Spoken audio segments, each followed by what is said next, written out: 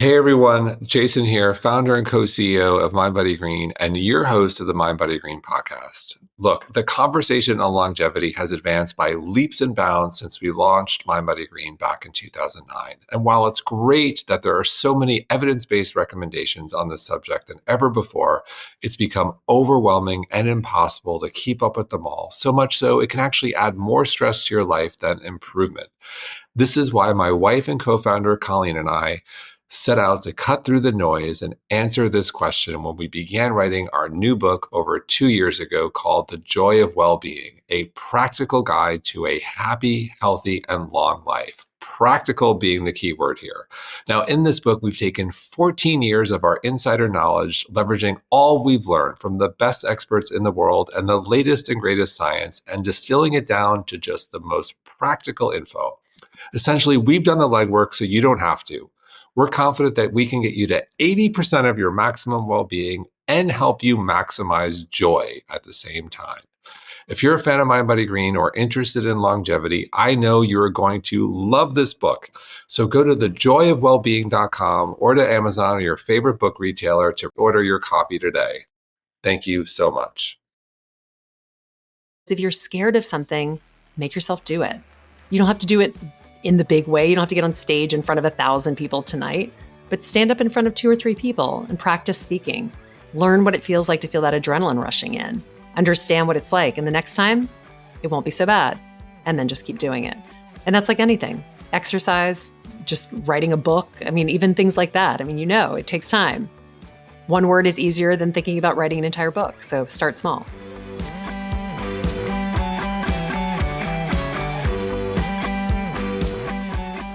Hey everyone. You may think that confidence is something that comes naturally. Either you're born with unwavering self-esteem or you're not.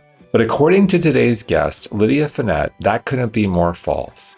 Lydia is a globally recognized speaker and charity auctioneer, and she says you can train yourself to be more confident. In fact, just a few strategic hacks can help you release nervous jitters, make an impact, and help you own the room. I'll go ahead and assume that everyone wants to feel more confident, no matter who you are or what stage of life you're in. So this is an episode you definitely don't want to miss. We'll also chat about the art of persuasion and how to know if someone's lying straight to your face. Let's dive in. Lydia, welcome. Thank you so much, Jason. I'm so excited to be here. It's great to have you. You have such a fascinating background. So let's start there. Tell us about your road to becoming an auctioneer. Well, it's always so funny to tell people that I'm an auctioneer because they have 2 questions. First of all, do you speak really quickly? And I always say I do speak quickly, but I'm not a cattle auctioneer, so it's different. So just know that. And then the second thing that they ask is, what's the most expensive thing you've ever sold? And it's always an interesting question because I am trained as a charity auctioneer. I do take commercial auctions, but my entire career has really been built on charity auctioneering, which is different than art auctioneering. So I'll back up even further. I read an article in college about Princess Diana's dresses being sold at a place called Christie's Auction House. I read it in Vanity Fair magazine. This was 1997. I'm not even sure that you could find this article if you tried, but I will never forget reading it because I just thought it was the most amazing world. It was all about the people who worked in the auction houses and how there was this gorgeous black tie event that took place on Park Avenue at a magical place called Christie's Auction House. And to me, art was always something that was in museums. It wasn't something that I thought of as a business, and it certainly wasn't something that had ever really crossed my mind. But this, like many things in my life, just captivated me. And I became obsessed with working at Christie's, which was not something that my parents had done or knew anything about. And frankly, it wasn't really something that I knew anything about. And like most things I found in life, you really have to just keep talking about it. So I did, and I eventually got the internship coordinator's information, stalked her until I got an internship. And then once I arrived, I saw auctioneers up close and personal. And there are 2 different types of auctioneers. Art auctioneers are auctioneers who are standing on stage selling Picassos, selling expensive furniture or jewelry. Charity auctioneers are people who get on stage late at night when nobody really wants them up there, and they sell things that people don't really want for charity. And I don't know why, but I just loved the idea of charity auctions. It's almost like improv, but also kind of like just being thrown on stage with a piece of paper with 4 lines, and then you have to make $5 million. It's a wild world. And as soon as I saw it, I became completely obsessed. So I tried out to be an auctioneer. And I'd been at Christie's about 4 years and I made it. And I just started taking auctions and I would get on stage anywhere and everywhere I could. And it was practice over many, many years that got me to the place where I am now, which is over 20 years doing it. And as of this year, I've raised over $1 billion for nonprofits around the world, which is incredibly exciting and a big number, which has built a lot of buildings and helped a lot of people. And it's something I am so proud of. It's kind of hard to even think about what that amount of money can do for people. But there is literally nothing I love more than being on stage and auctioning off things for charity. Getting up on stage and auctioning things off for charity for many people listening would be the most frightening event of their life. Close to death, I think. It is close to death. This is where confidence comes in, which you have this great book on. And so let's talk about confidence and the role confidence has played in your life, and how you've built your confidence and the role it played in becoming an auctioneer. Well, we were talking about before the podcast started about this story I tell in my book on the second chapter. My dad's catchphrase in life was never give up. And that really applied to sports more than anything, although I think he meant it in every facet of our lives, just never give up, just keep trying. And I played on 3 sports teams in middle school that never won a game in 4 years. And so I really got to test out that theory because as you can imagine as a child, you think you're going to win. You know, you're still in the Disney part of your life where there's always a beautiful happy ending wrapped up with a bow, and there just never was for me, and there never was for any of the teams I played on. We just had a tiny school. And so I learned at a very early age what it meant to never give up and be okay if ultimately you didn't get what you thought you were going to get at the end of it. And that's something that over the course of my life has applied time and time again. I would say even with auctioneering, I got up on stage for many, many years and I was not very good at what I was doing on stage. And I could tell that because the audience never paid attention. As I said, I'm a charity auctioneer. I get on stage at 10 o'clock at night. People have been drinking. Half the time, they don't even know there's an auction. And I would get up on stage and do exactly what I had been taught as an art auctioneer, which was to sell things using numbers, right? Using increments, like just going up rhythmically in increments. But when you're a charity auctioneer, you have to sell it. Like you have to get up there and sell the item.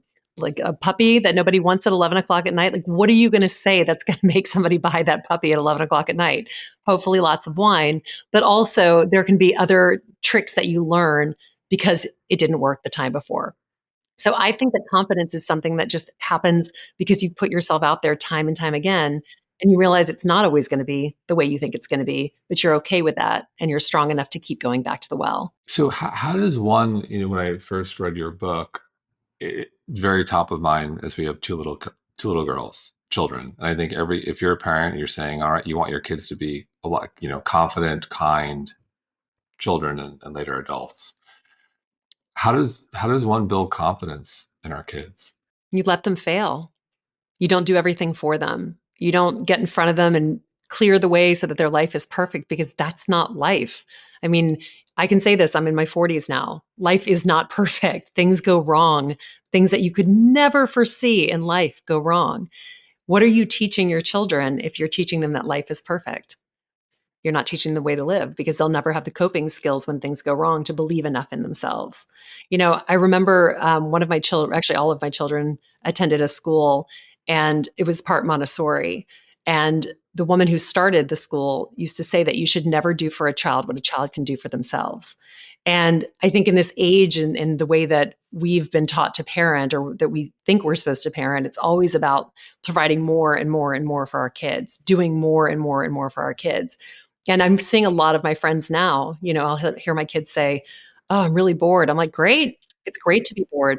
Figure it out. Yeah, great. Have a great time being bored. I grew up in Louisiana. My parents used to like close the door in the morning and send us out and be like, come back for lunch or find it at one of your friends' houses. And it was up to us to create these games and this magic. And I think that that's part of being confident too as a child is being okay to try new things and do things that aren't necessarily what you're supposed to be doing at any given time and to be able to overcome that. And failure is a big part of that. We just went to my son's Little League game and they told us pretty early on in the game that they weren't keeping score. And I said to my husband, I was like, it just seems like a waste. Like, what are we teaching these children? Like, someone has to win and someone has to lose, and disappointment is part of life, right? It's one of the many reasons why we moved from New York to Florida. They keep score in Florida when it comes They to used to in sports. Florida. They kept score in Louisiana. I tell in the book that it wasn't just kept score. I mean, we used to lose the basketball games like 52-2. We had 6 players on our team, and we would play, public schools that had these massive, massive benches of people just waiting to play. And no one ever said, keep your hands down. It was like, these girls are not only going to lose, they're going to lose really badly. But it's okay. We tried every single time. We got up there and we tried and tried and tried. And that's a part of it. How much do you think of as nature versus nurture with kids? I think there's both. I think that some children come out. I mean, I have three kids, and I can say that I think my daughters are very, very confident, and my son seems like he's a little more reticent in life, and he's always been like that. He's more of an introvert. He's more like my husband. My daughters are more like me, and as a result of that, I think people might think that my daughters have more confidence. But my son's a confident kid. He just doesn't voice it as vocally. So I think we sometimes mistake what confidence looks like. Like confidence is not necessarily bravado. Confidence is just believing in ourselves and believing that we walk into a room in our own skin and we don't have to pretend that we're someone else to be there. And that's a huge part of confidence. On that note, I heard the comedian Whitney Cummings once talk about the difference between self confidence and self esteem. And I thought it was so interesting. And she was saying how, she was confident she could go out on stage and crack jokes and completely to and completely fail miserably, and she'd be okay with that and keep going. So she had confidence, she had self confidence, but suffered from self esteem and self worth, and there was a difference. I thought that was so interesting. What's your take on that? I think those two things are more linked. I truly believe that to have confidence, you do have to have self esteem because you have to be willing to, in all facets of your life, face negativity and criticism and rejection and failure. Those things are not easy. They take time to learn how to handle. Rejection never feels great, right? Nobody likes to be rejected. But as you get older, as you learn how to take it on, I think you also learn how to not hold it in. And that for me is what self esteem is about as well. Like, I think confidence and self esteem have to be linked because if someone says something that you don't like, if you're strong enough on the inside and you have enough self esteem, that's not going to touch you. You'll hear it, it'll bounce off of you. Whereas if you don't have that, I think it stays with you and then it eats at you over time. And that eats away at your confidence. Do you think boys and girls or men and women differ here? I think a lot of it comes from what we hear around us over the course of our lives. So I do think having grown up in the South as a woman at a different time, I do think that a lot of the things I thought I was supposed to do or could do were informed by society. But I also had a dad, and I'm one of 4 children. It's boy, girl in my family, and my father was always and is a very strong presence. And I think more just because we didn't have a ton of time with 4 kids, it was just like all hands on deck. Like if Charles wants to play soccer, then Lydia, Andrew, and Hillary are also playing soccer, and we're all going to play on dad's team. So it was sort of a lot of being thrown into the mix. There was never oh, you want to try this? You can't because you're a girl. It was, you want to try this? Well, we don't really care. We don't have enough time. So we're going to all just do it together and you're going to learn it. And even if you're not good at it, you're still going to stay out here. So I think a little bit of life can be evened out in that respect. But I also think that you hear a lot around you of things you can't do. And I'll give you an example of that. When I was at work as a woman in my 20s, there were a lot of references about like things that I would do or that things that I wouldn't do once I got married and have kids. Like these were conversations that were had sort of around me by my colleagues. And I remember when I was pregnant with my first child, one of my colleagues saying to me, well, you're never going to be able to take auctions now that you're pregnant. And I think depending on who you are, that could immediately close that door for you. If someone said that to you, oh, I'm pregnant, so I can't do that. For me, because of the way that I was raised, that always makes me think, watch me. And I mean, I literally was taking pregnant still. I mean, I was taking auctions until I was 2 weeks to delivery, like hugely pregnant on stage. And I almost did it in response to that, like, you can't do it. Um, but there's no situation that I could ever think of that my brothers would be in where someone would be like, oh, you can't do that because of you're pregnant or you have a baby. Like those things I think can make you feel very different about your confidence as you get older. So I think that society does a good job of keeping you in your box, and it takes a little more confidence as a woman to push out of that. On that note, I'm curious, did you have like a power move or a go-to in those days when someone was probably a little bit inappropriate or sexist or tried to keep you in a box where you had a go-to to put them in their place? Humor for me has always been the greatest solve. I think I've always gone to a joke or something to just like push it off. When I got on stage, my sort of power move was always that I had this gavel, and I call it the strike method. Like ever since I started, I would go out and bang it down 3 times because I think a lot of people didn't realize why I was on stage, especially when I first started taking auctions because there weren't a lot of women out there taking auctions. So I would slam the gavel down so hard. I mean, I've like broken rings off of my fingers because I've hit it so hard on the podium. And that for me is sort of channeled that like, I'm in charge. Here I am. It's indisputable. I'm supposed to be here. Um, but I think as it pertains to the other things that were said, that was always for me, I think a very Southern way of doing it is just, we always say you catch more bees with honey, so it was sort of like a joke and just like shoved it off like it didn't matter. But, I'm glad that people don't have to face that as much because it does take a toll on you time over time. Like you're not allowed to put yourself out there because you're a woman, or you're not allowed to do this because you're a woman. Like, you don't hear that anymore because you're not really supposed to hear that. People are just supposed to be able to do what they want with their lives and not worry about what other people think of them. What about, let's say you're in a room or someone listening is in a room and maybe this person's confident, they have to talk, but they're in a room where they're looking around and they're starting to lose that confidence, maybe because the people are so impressive, maybe they're intimidating to some degree, maybe it's a little bit of imposter syndrome, or maybe it's just a really loud room and they have to figure out how to really elevate their voice, a variety of things. Is there a go-to or I like the phrase power move. It brings me back to athletics. Like one can go to in a situation like that to kind of maybe psych themselves up or just get control of the situation. Well, there are two things I would say. First of all, kind of going back to what I said about the strike method, I think we can all find that. You don't need to bring a gavel to do it. In fact, I would suggest probably not bringing a gavel. But I do think that we all have the ability to conjure strength. And that's really what that gavel is for me. So I say to people, be intentional with what your strike method is.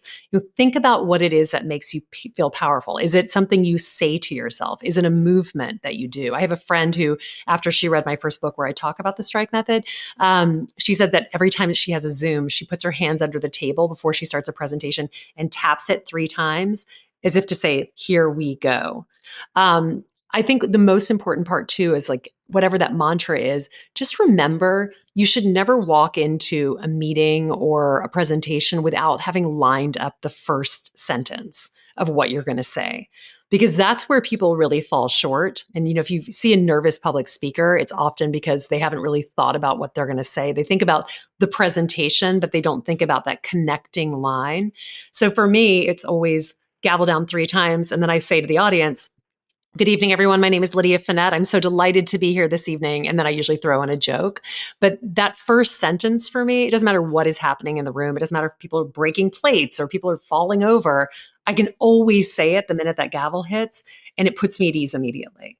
So even if you just need to have that one sentence that says, hi, everyone, I'm Jason, and I'm really excited to be here to speak with you today. Something that easy can help you get into a place where your mind is calm.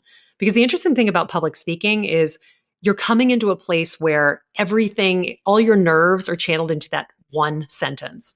So the minute you hit it, it's either I've just flubbed that and now I'm completely lost and I feel like I'm going to start crying, or you feel like you're in a place where you're really strong and you feel good about what you've said. So, come up with your mantra, walk in there feeling confident, big smile, shoulders back. This is my room. I own it.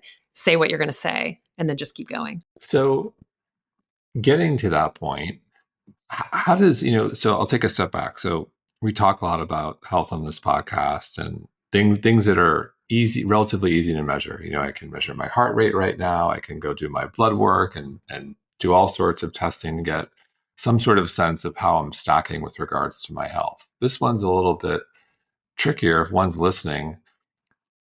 Although we might have an innate sense of how confident we are, in your view, how does one really know how I'm doing on a confidence level? I'll give you a great example. So I am very busy on Instagram. I love it. I think it's such a fun way to really put out what you're doing. And it's also free. I'll say that again. It's free marketing, guys. So just join it and don't overthink it. You can also get some really mean comments on Instagram. And I luckily don't have that large of a following. So I don't get, I mean, most of the people I think either know me or know someone who I know. So I feel like maybe they feel like they can't say nasty things. But when I was on the Today Show recently with Savannah Guthrie, I got a screenshot of a picture of myself on the Today Show with literally the word eye roll above it from someone I knew.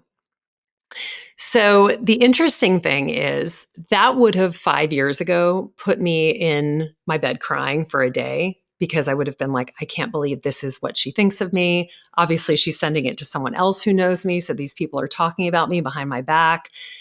And instead, I looked at it and I texted her right back and I said, hey, I think you're going to have to resend this because I don't think it was meant for me with a wink. Because at the end of the day, that has nothing to do with me. Like, that's her issue.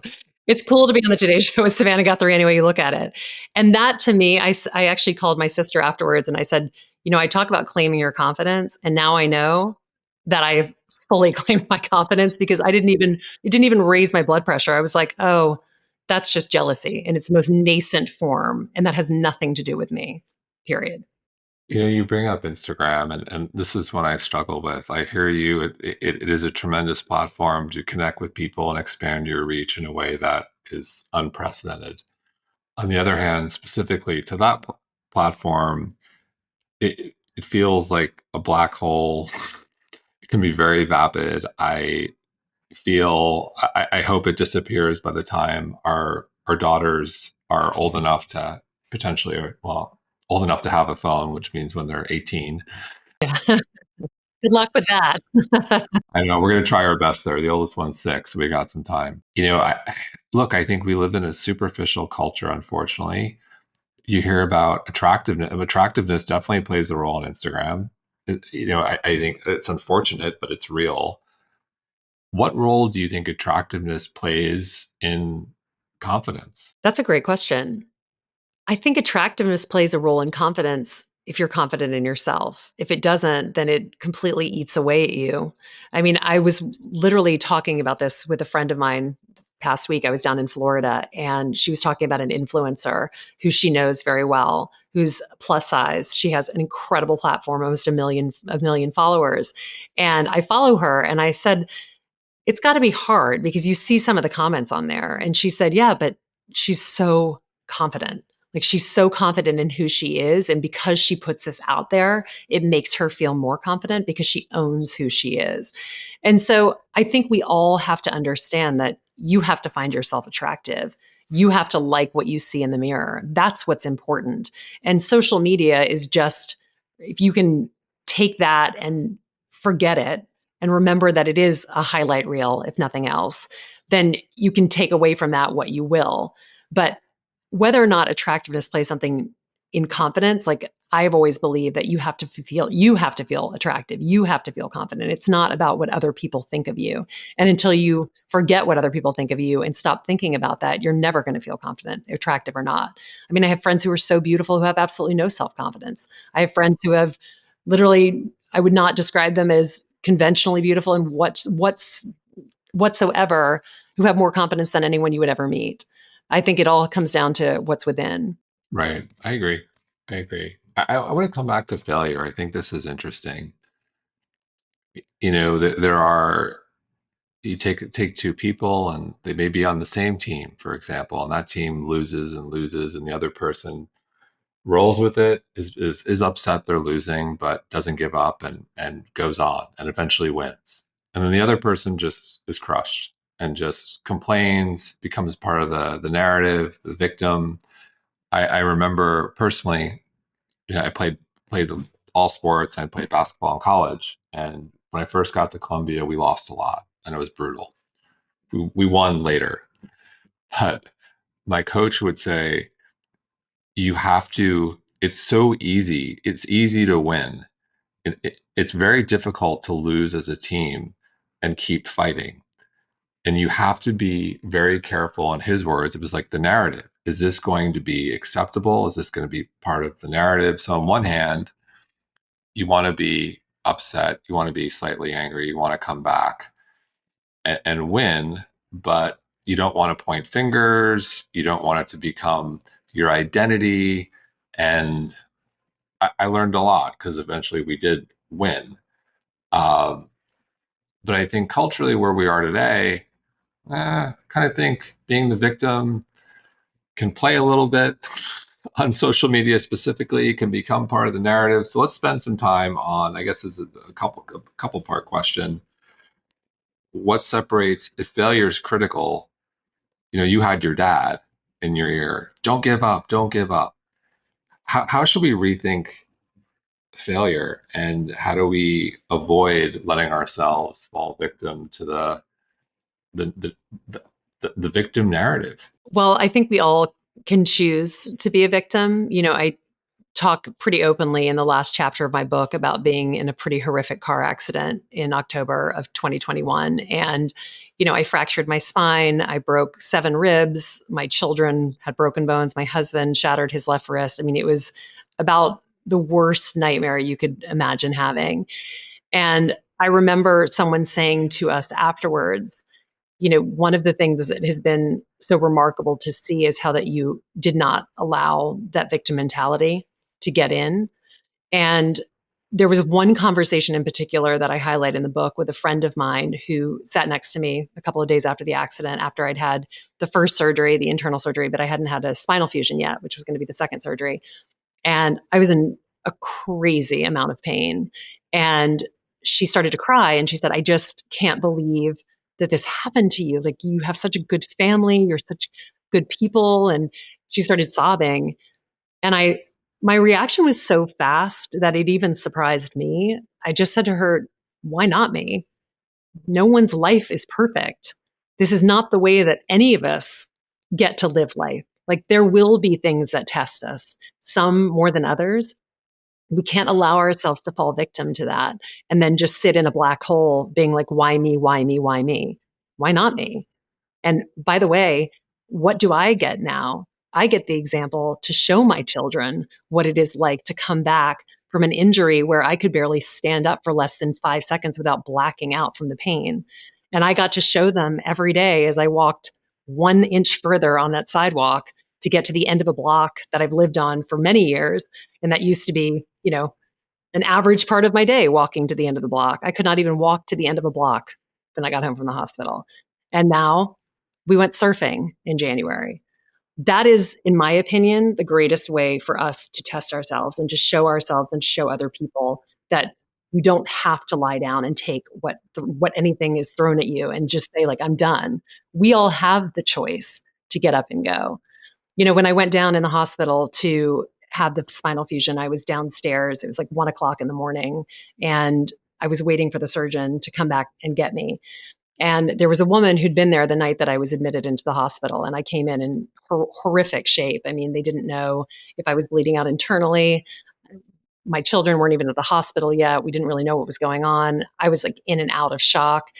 And so she'd seen me 4 days prior. And when they wheeled me down, I was waiting for her to go get the surgeon. And she came over and she's like, are you the mom who came in here on Halloween night? And I said, yeah. And she said, how are you doing? I said, I think I'm doing pretty well.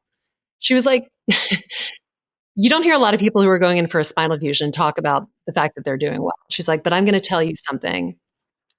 I see people who come in here who are 80 years old, who have no reason to be alive, but they have like a crazy positive attitude and they sail through their surgery and never look back. And she's like, and I have people your age who come in here with like a hangnail and they think that they're going to die. And their recovery takes so much longer than it should because they have chosen to opt out. And she was like, so stay with this positivity because this is what's going to get you better. This is what's going to move you forward. And I've never forgotten that. And I'll pass that along to anybody who is listening to this right now. Like, there are going to be moments in your life that are hard, but you can choose to fight. You can choose to never give up. You can also choose to stay positive no matter what has happened to you and believe that you'll be okay. And I've seen it firsthand and I've done it firsthand. So I can tell you that and tell you that it's a really remarkable way to live life because you come through on the other side realizing how strong you are and how confident you can be. I love it. 100% agreed. I'm curious, in your view, how much of this is credited to all that losing and your dad in your ear, or is it, what are the other factors? Because I agree, a lot of people would maybe not have bounced back as quickly as you did, given the circumstances. Was it daily practice? Was it a spiritual practice? Was it your relationship? I'm curious. What do you think it was? I think a lot of it was, especially at the beginning, we have surrounded ourselves with a really strong community. I like to say, like, to be confident, it's an individual process, but you have to be scaffolded by the people who are in your life, right? So when something terrible happens, they surround you. Like, we were propped up with love from our families and our friends after that accident, there's no doubt. But at the end of the day, the person who had to get up and walk that half block to PT was me. And I chose to do that. Like, from the hospital bed, I called the PT team and was like, I need to be here in 2 weeks because I need to start getting better for my children. Like, I cannot be in this physical state anymore if there is the potential that I can be okay. So let's get to work. And I went in and I worked my butt off. So for me, it's about looking forward and not looking back and being like, why me? Why did this happen to me? And then it's about setting goals. On the days where I would look in the mirror and be like, you know, totally scarred. I mean, my body is a disaster, as you can imagine now. I've had so many surgeries. But I will say, like, I would look in the mirror on those tough days and be like, you know what? Last week at this time, you couldn't even get out of bed. This week, you can get out of bed by yourself. So what happens next week? And that's what I mean. Like, those practices of pushing myself forward, it's the same thing as being on stage all those years. Like, I wasn't good on stage. I got beaten up on stage because nobody listened to me for the first 10 years that I took auctions, but I kept going back. So what I would say is it is intentional because it is you putting yourself forward, whether it be like just setting goals in a week by week. What can I do this week that I couldn't do last week? And then also, I'm spiritual in the sense that I deeply believe in God. After that accident, one of the first persons I sought out in the hospital was the chaplain. I wanted to thank God that we were there and not be sad that we weren't. Or I wanted to thank God for my friends who showed up in such a major way and my family who moved in and took care of our children because my husband and I were both in the hospital. Like, those things for me are what life is about. And I think that all of those practices help move us forward, whether they be spiritual, mental, physical, whatever they are, but we have to do them. So I'm curious, like, what specifically do you think people should do daily who aren't facing a serious illness or injury, who are just, going about their everyday lives, they're fine, but they want to strengthen or build these muscles so that one day when they are faced with serious adversity, they do have the confidence to get through it. Think about the things that you want to do in life or the things that you're scared of in life, because ultimately fear is what stops us in our tracks, right? So I'm going to use public speaking as an example because we talked about that when we first started that. Like, getting on stage with a piece of paper is what people fear the most, right? So if you're scared of public speaking, what can you do to get better at it? Speak in public. There are probably opportunities if you're working in a corporate environment every single day, small opportunities to get on Zoom, to put your hand up for a panel, to put your hand up for a committee, something that will force you to speak in front of other people. And if you're a stay-at-home parent, PTA, it's an easy way to speak every single week. I think there's a meeting every single week at most schools for any kind of group activity. But what I say to people is if you're scared of something, make yourself do it. You don't have to do it in the big way. You don't have to get on stage in front of 1,000 people tonight, but stand up in front of 2 or 3 people and practice speaking. Learn what it feels like to feel that adrenaline rushing in. Understand what it's like. And the next time, it won't be so bad. And then just keep doing it. And that's like anything, exercise, like just writing a book. I mean, even things like that. I mean, it takes time. One word is easier than thinking about writing an entire book. So start small. And in terms of confidence, the body, what role does the body play? I've heard anecdotally numerous times posture, whenever you're getting ready to speak, you kind of lower the shoulders, stand up straight, be confident. What's your take on the body and the role? I am the biggest believer in taking care of your body.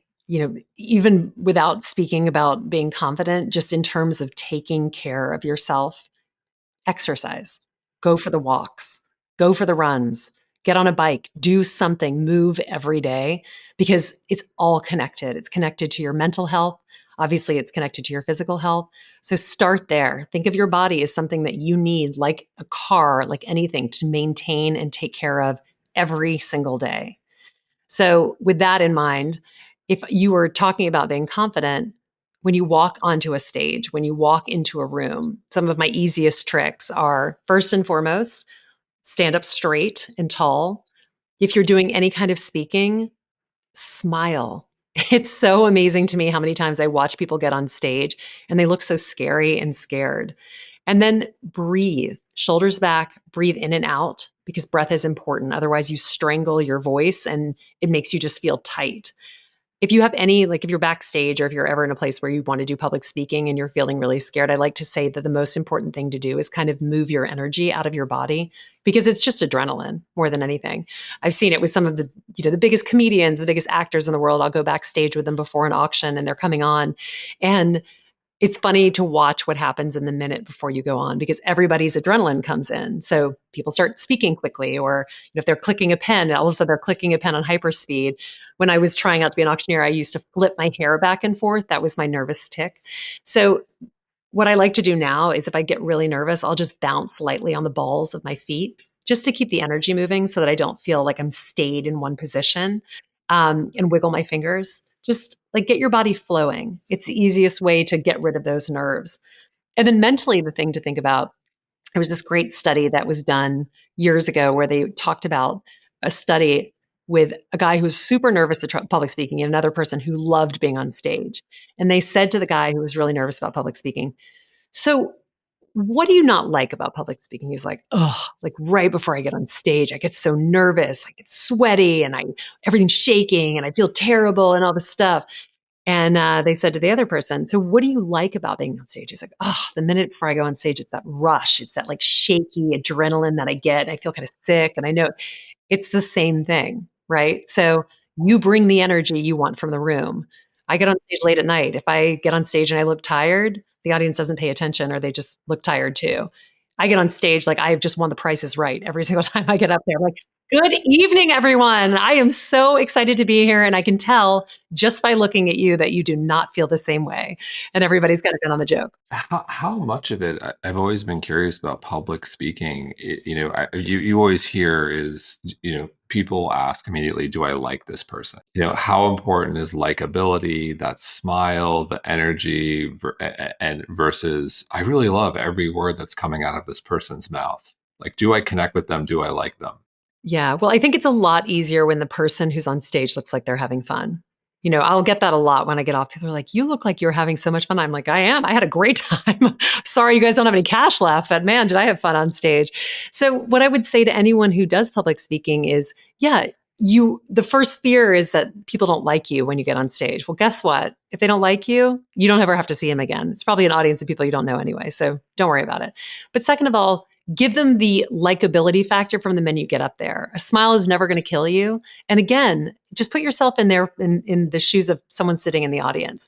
If someone gets on stage and they are super low energy and they're quiet and they're not smiling and their deck of car or their PowerPoint presentation is 6,000 pages and it's very small spacing, I'm always like, if you are a person who's getting up to give a speech or a pitch or doing any kind of public speaking, make it fun for the audience.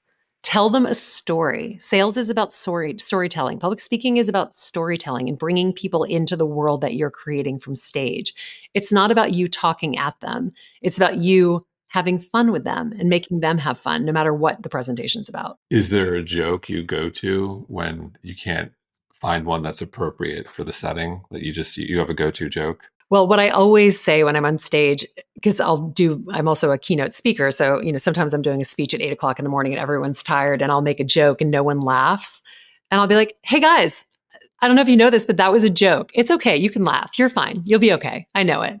And it's funny because it makes people smile, even if they don't laugh immediately. And then later in the afternoon or the morning, I might have to remind them again. I'll be like, remember earlier, guys, when I was talking about how I was going to be cracking jokes up here? Like, you're killing my confidence because I cracked one and no one laughed. And now I've done a second one that I thought was really funny. Like, the bigger the joke on stage or the bigger the fail on stage, the bigger the joke. Like, it's almost a great thing when something goes wrong because it gives you a moment to sort of be human with the audience. If a phone rings in the middle of a presentation, everyone hears it. So an easy joke to that is, oh, tell them I say hi. My name is Lydia, by the way. I want to get on the speech list night. Like, people love it when you talk to them because it's like you're taking away that fourth wall between like me and you. It's like we're all human here. Let's have fun. Well, it's like the classic. Some people fear going to comedy shows because many comedians will pick someone out in the crowd and go to town. Yes, absolutely. That's usually me. And I'm there for it. I'm like, what else do you want to say? So, on having confidence, something I see and I struggle with when I have people on the show, you're not one of these people, but sometimes you meet someone and they're brilliant and they're just very smart and they're a subject matter expert and they speak with the same level of confidence on everything, whether they actually have the knowledge or not. Whereas some people who are brilliant and smart and experts will say, you know what, I'm not really sure on that one, or we'll use language that's a little bit more appropriate given their skills or knowledge specific to that topic. And it's just tough when you have people who are just so sharp and have that confidence, and you can't like, is he really telling? Is that really correct? Can I really call him out on it? Number seems very, very high. Yes. Yeah, like how do you when you're in a situation like that? How do you deal with that? Well, I always try to give people the benefit of the doubt. I mean, my father, as I like to say, has never let the truth get in the way of a good story. So a lot of times we would, I think as children, we always used to believe everything he said. And then as we got older, especially as I got married, my husband was like, that's not entirely correct. I was like, wait, what?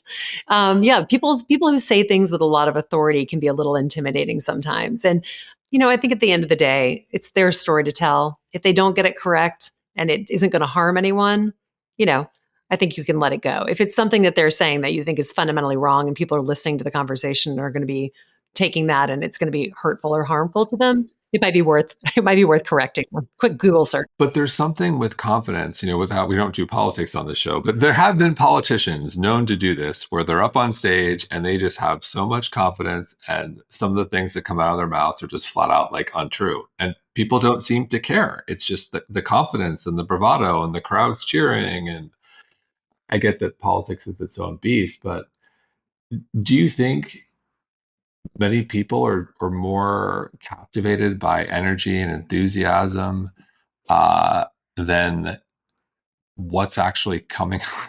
I'm coming back to that. Yeah, I do. I do. I absolutely do. Well, what did I just say about my father? Like, we joke about it, but it's absolutely true. I think that confidence does give you a lot of runway. Hopefully, you use it for good and not for bad, which I think when we come into politics can be, depending on which side of the fence you're on, that can be seen in either way. But I absolutely do think that giving off confidence and showing confidence makes people believe you and follow you.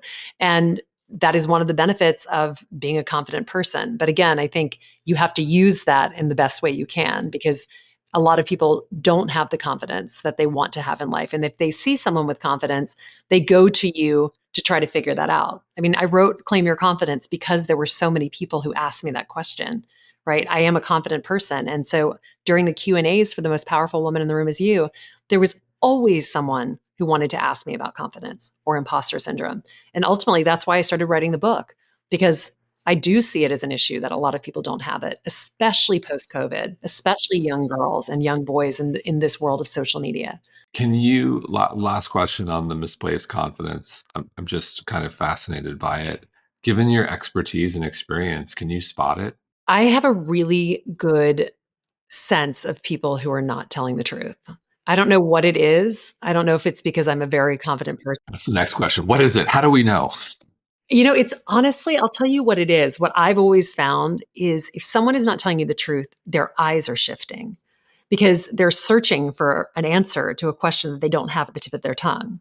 So a lot of times, if you're watching someone who's making something up, their eyes will be going, I think it's to the top left, but just watch it the next time. You know someone's not telling the truth. I'm not a professional Well, polygraph giver. I will call You go, searching Jason. for the answer. So, we're doing. My wife and I Colleen are doing the circuit like you are for our book, and so we're going through the same interviews, and there are a lot of statistics I have to memorize because it's a health book, and so I find myself doing that all the time. It's not because I don't.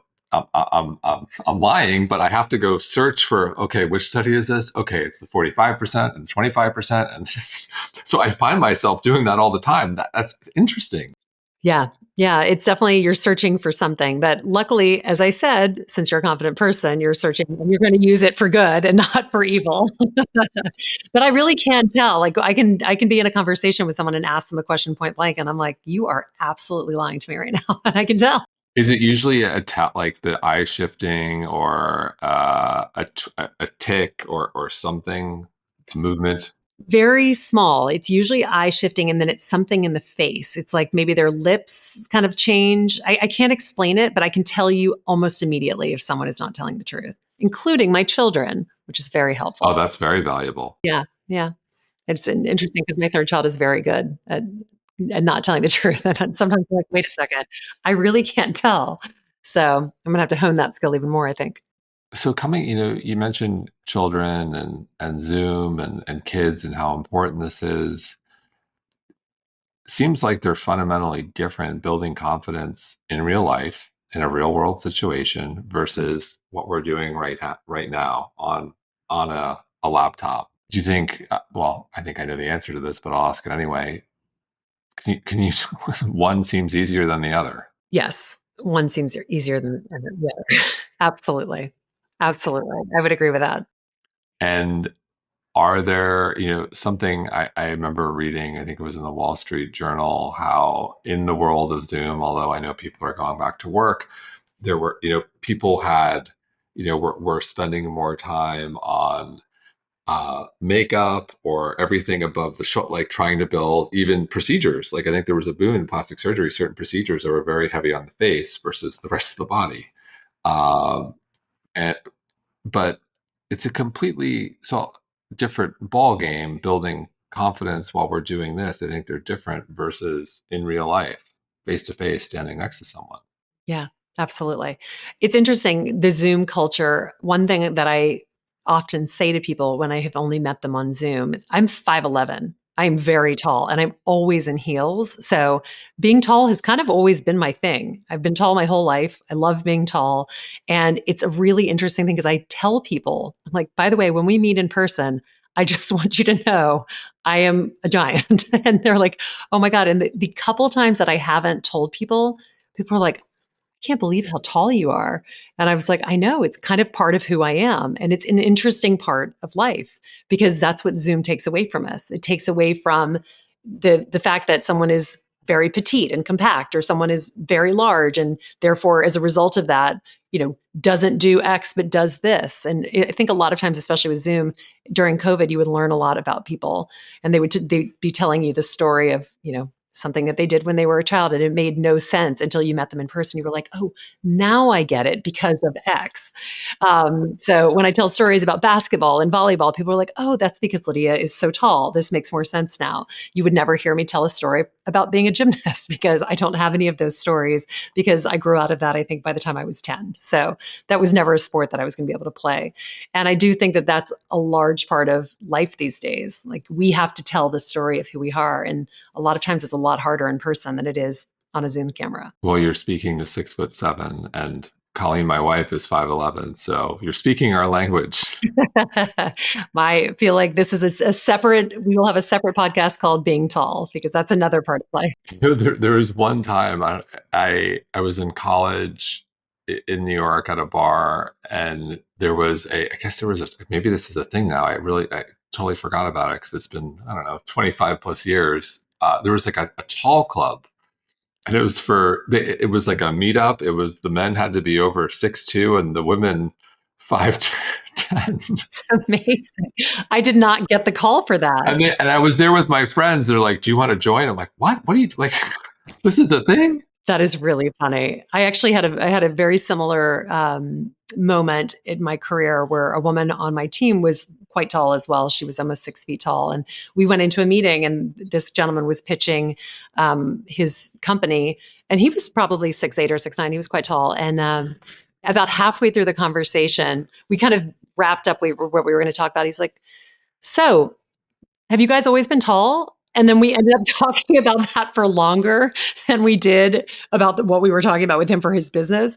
And we all stayed in touch afterwards. And we referred to him as Tall Nick, never just Nick. After that, it was always Tall Nick. But it was so funny. I mean, I guess it's like, it's a commonality. It is interesting to be tall. It was funny. They were like, "Do you want to be part of?" I'm like, "The club, but I'm part of. It's called the basketball team in college. Like, I don't need it." Like, Well, for some of us who are not good at basketball, as you heard from my earlier career, I would have been thrilled to join the tall club. so coming back again, I've only been to one auction, and it was a charity auction. And I was just so impressed with the auctioneer, the way the humor, the way he commanded attention, to your point, the way he successfully sold things that people clearly did not want. He still, it was very impressive. Uh, like, what makes for you've touched on humor. I'm curious, what makes a bad auctioneer and what makes a good auctioneer? I think the good we count on, but like, what makes a bad auctioneer? Oh, it's so interesting that you're asking this. So this, by the time this podcast comes out, this will have happened, but I'm actually launching an auctioneering agency in the next couple of weeks. Um, because I have seen this so many times, and I often hear so many times about the bad auctioneer, and that is never an experience that a nonprofit should have. You should always have a good auctioneer up there because ultimately that's the only person who can make money for you after the event starts. So, what makes a bad charity auctioneer? It's somebody who doesn't read the room. Somebody who gets up there and is spouting numbers and not engaging the crowd and is starting too high. That's a fundamental mistake that I've seen at charity auctions so many times, where the auctioneer gets out in front of a room of 1,000 people and says, "I'm going to start the bidding on this trip for $20,000. And guess what happens in a room of 1,000 people? There are probably 3 people who are interested in that trip, and 2 of them are left at this point, and the other 998 start talking. So you've lost the room. Literally have lost the room in the first 3 seconds. I'm like, better to start it as low as you possibly can and fly up there. You'll get to 20,000 if you need to get there, but don't start it high ever." So can you tell? Because I remember from this one event I went to, I forget what they were the specific item they were auctioning, but there were a few people who were in a dogfight, and one eventually, it was something ridiculous. Like, they went way above and beyond. I'm curious, are you able to identify that person if there is that? Yes, Talk to me definitely. about that. So, well, what happens sometimes is there is an outlier who waits until the very end, who jumps in. But let's say we're down to 2 people. I can 9 times out of 10 tell you who's going to win it because of body language.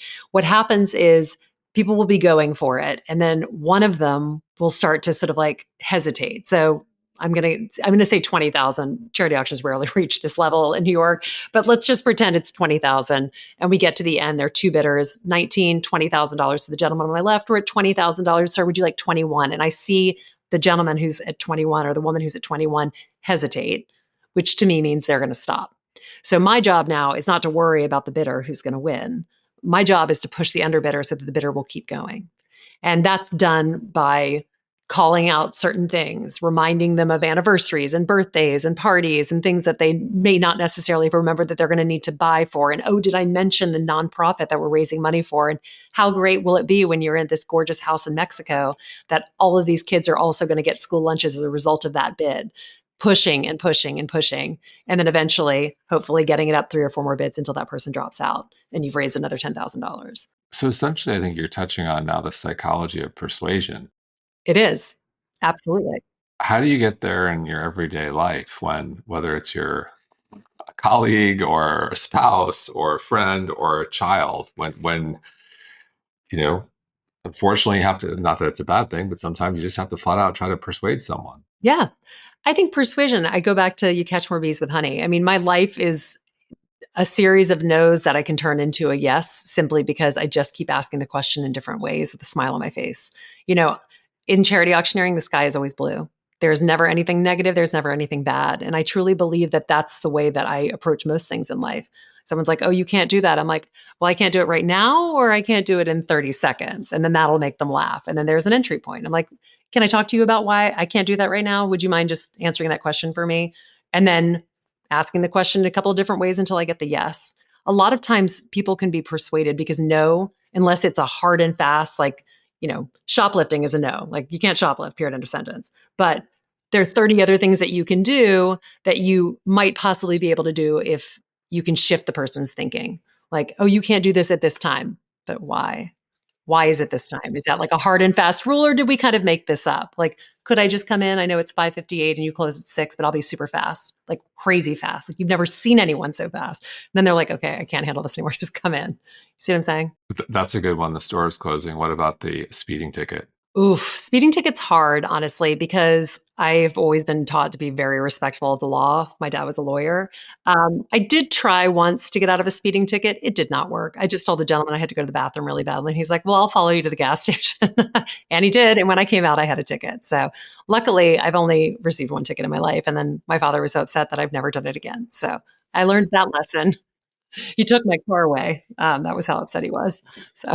So, on the subject of lessons, if you could go back in time and give yourself advice in your 20s, what advice would that be? Well, I would definitely say not to be such a workplace gossip because I really loved being a workplace gossip in my 20s, and I don't think it gets you anywhere. So that would be my advice, not only to my 20-year-old self, but also to anyone who's out there in the working world. Like, focus on your work. Don't worry about interpersonal drama.